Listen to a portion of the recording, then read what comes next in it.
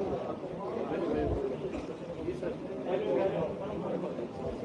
जी, role है ना।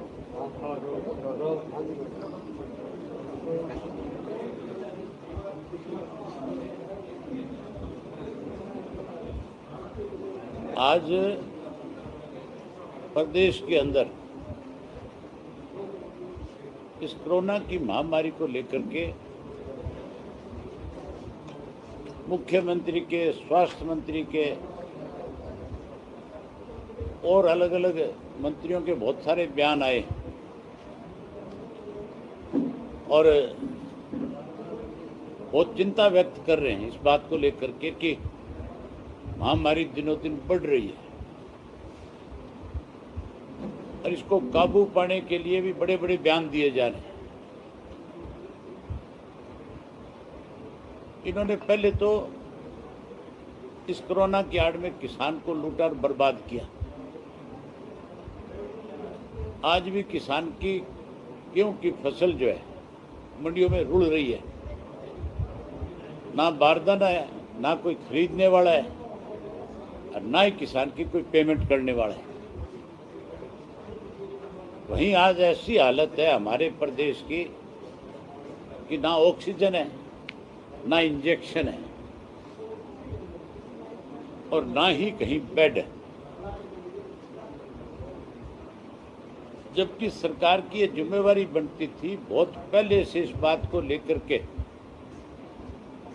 अखबारों में, टीवी में, सब जगह इस किस्म की खबरें थी कि इंग्लैंड के अंदर जो दूसरा स्ट्रेन आया था, जो यूरोप में दूसरा स्ट्रेन आया था, उससे हर आदमी चिंता व्यक्त कर रहा था। हर आदमी ये कह रहा था कि ये बहुत खतरनाक है, इससे बहुत ज़्यादा बड़ा नुकसान हो सकता है। और हमारे यहाँ पे भी उस दौरान लंदन से बहुत सारे केसेज आए थे क्योंकि बहुत सारी फ्लाइटें शुरू हो गई थी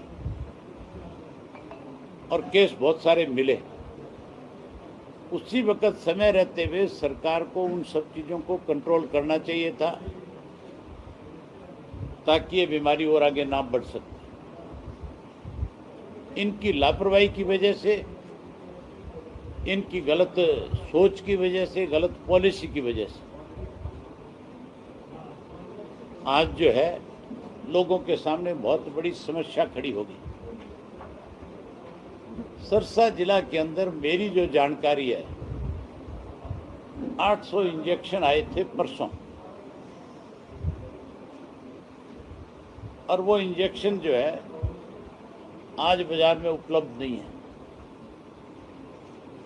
मैंने जब अधिकारियों से इसके बारे में पूछा,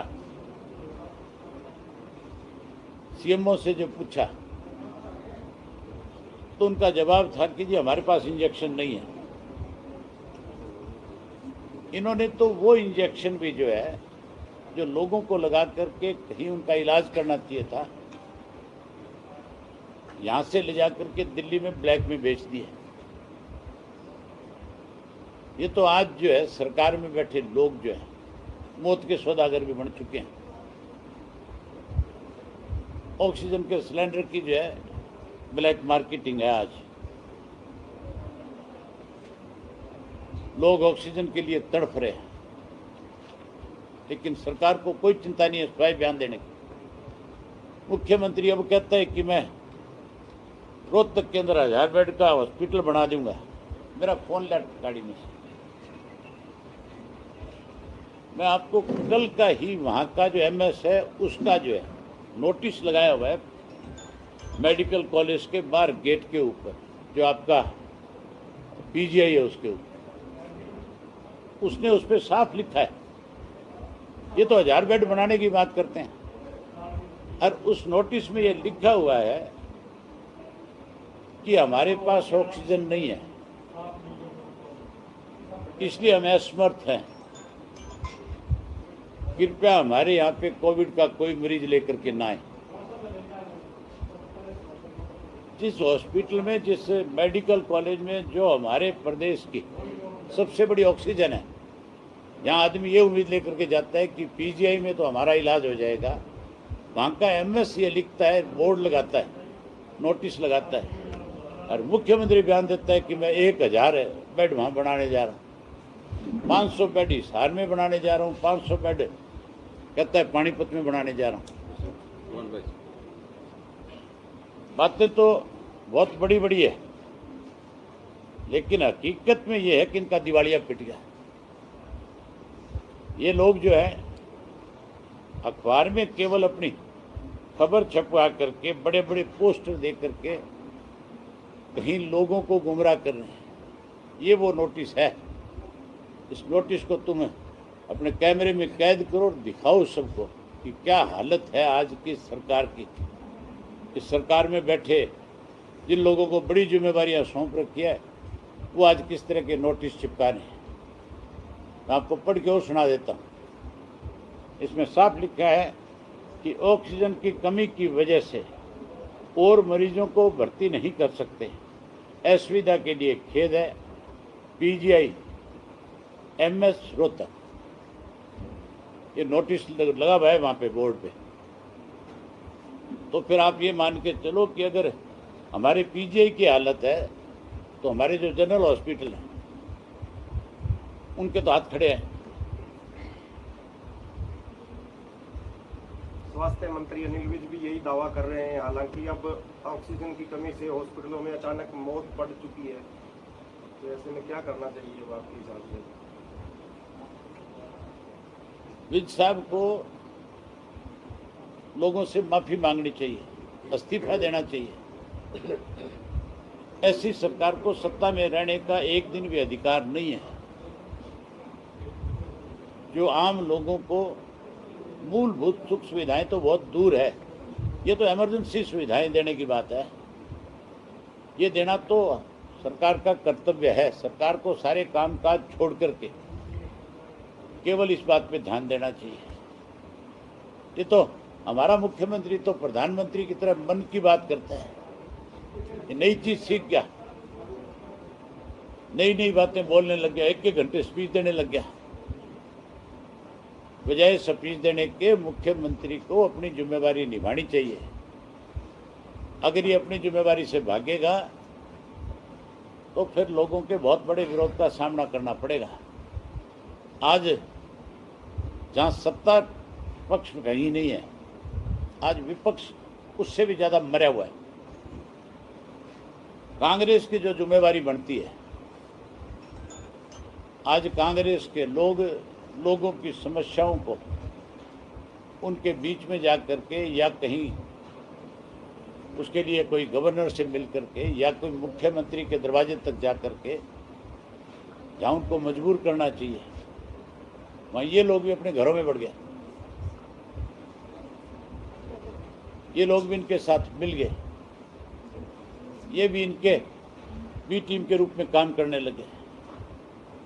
इसलिए आज प्रदेश के हालात खराब हैं। आज दिल्ली से भी ज्यादा बुरी हालत हमारे हरियाणा की है, जहाँ कहीं कोई किसी हॉस्पिटल में बेड नहीं उपलब्ध है।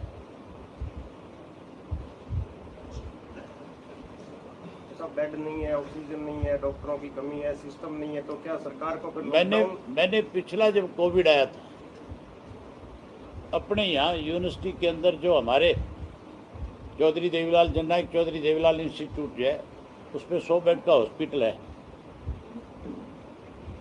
मैंने सरकार को मुफ्त में उपलब्ध कराया था।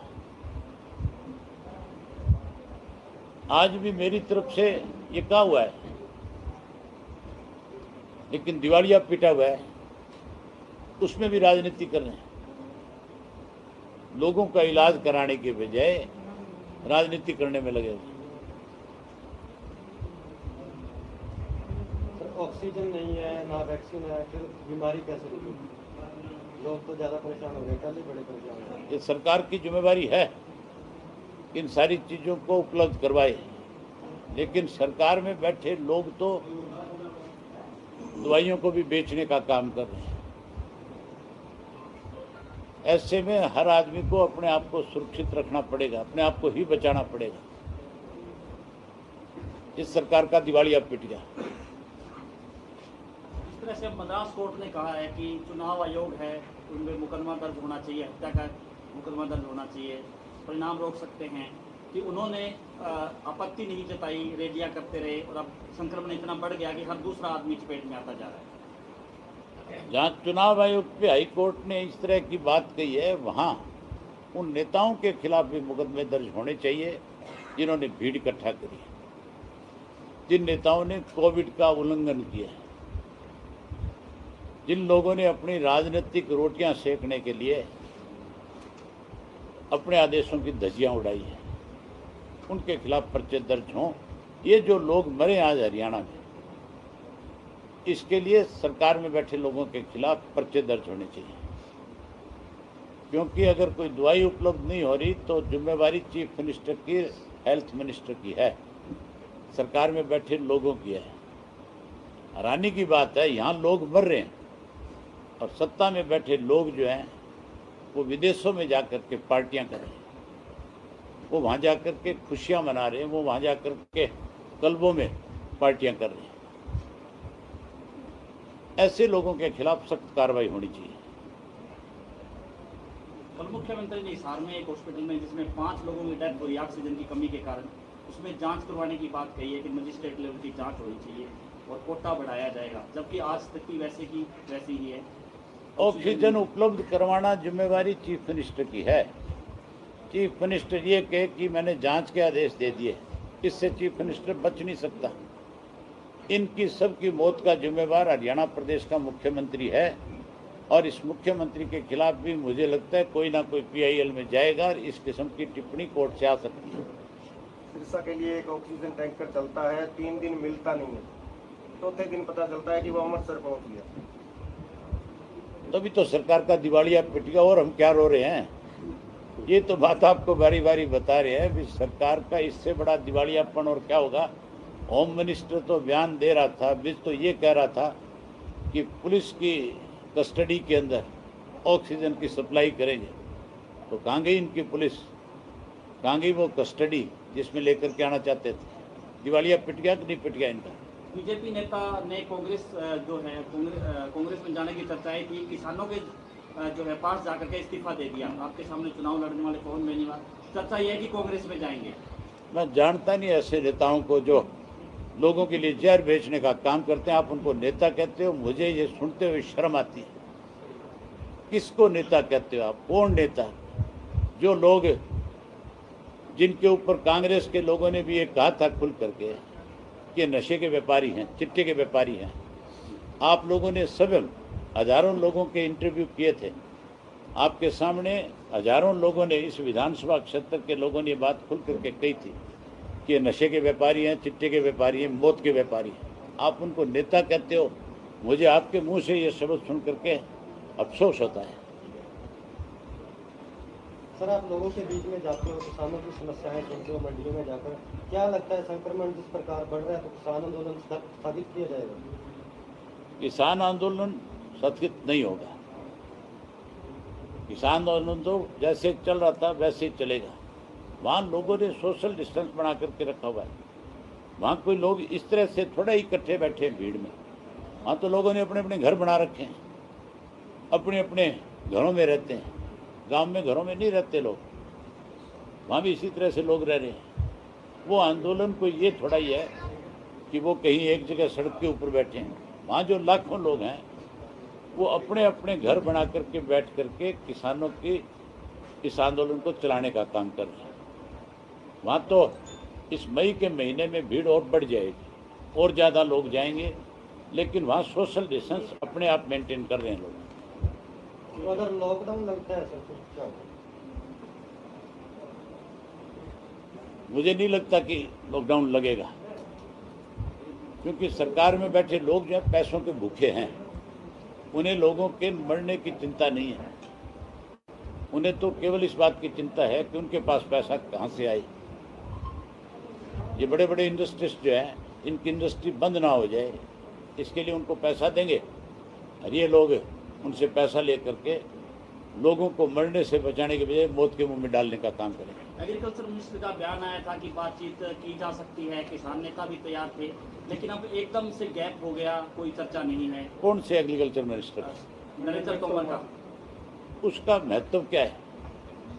नरेंद्र तोमर ने 11 बार बातचीत करी किसानों के साथ। अगर उसकी बात का ही कोई महत्व होता तो फिर रिजल्ट आ जाता।